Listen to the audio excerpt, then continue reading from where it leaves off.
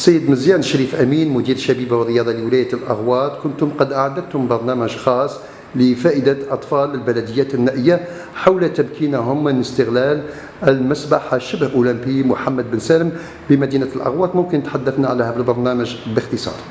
شكرا على هذه الاستضافة. في الحقيقة كما ألفناه قناة النيوز اللي راهي حقيقة تقوم بعمل جبار، واللي من خلاله راهي تنور في الرأي العام على مستوى ولاية الأغواط، خاصة في المجال الشبابي والرياضي.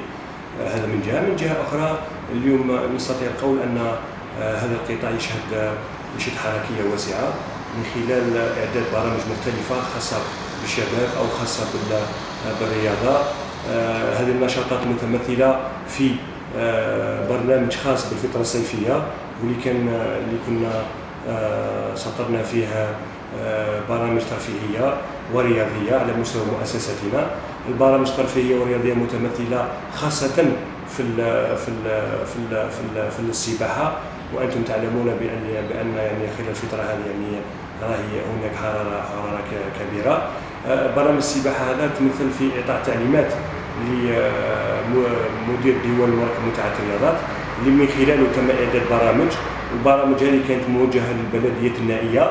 البلديات النائية هذه اللي ما توفرش على أحواض السباحة، اللي قدرنا نسطروا البرنامج هذا. والبرنامج يتمثل في استغلال مسبح بن سالم يعني خلال هذه الفترة اللي تتراوح ما بين من 23 جويلية إلى غاية 1 سبتمبر أو إلى غاية الدخول المدرسي. هذا من جهة. من جهة أخرى يعني الشيء هذا راه تم تصديره عن طريق مراسلة السادة رؤساء المجال الشعبي البلدية، وأيضا تحت إشراف رؤساء الدوائر، اللي قدرنا نحددوا لهم العدد الخاص بكل بلدية واليوم الخاص بهم من أجل استغلال هذا المسبح. العدد يعني كان محصور من 25 إلى 30 شاب اللي نقدروا نتكفلوا به، واللي راح يستفادوا من أكثر من 10 حصص.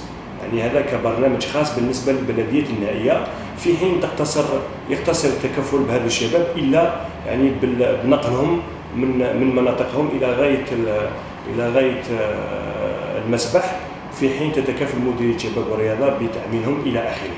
تم تنصيب خلية على مستوى مديرية الشباب والرياضة. الخلية هذه الخلية تعمل بالتكفل التام بالجانب الترفيهي والجانب الرياضي.